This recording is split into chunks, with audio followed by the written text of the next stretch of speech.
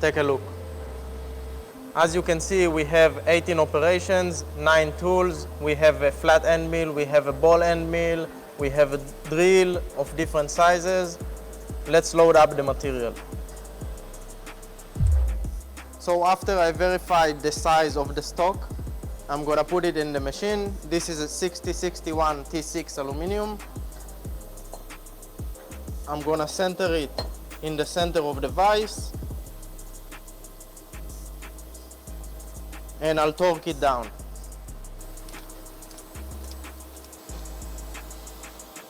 I'm torquing it down to 95 Newton meter, and we're set to go.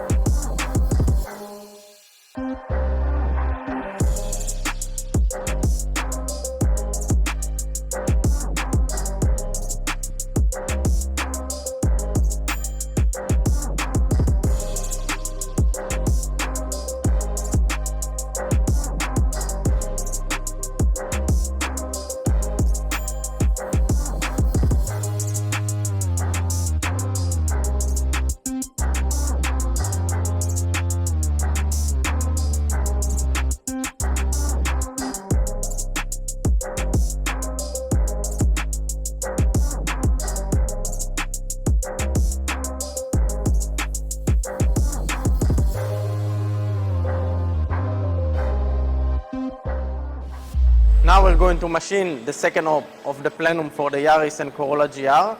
I'm going to show you the setup sheet. So here you can see the setup sheet for the plenum of the second op. As you can see, it says it right here. We have the dimensions of the stock, which we can compare to see that it's not lower or over our stock dimensions. We have the tool numbers, which I already verified and are all in the machine.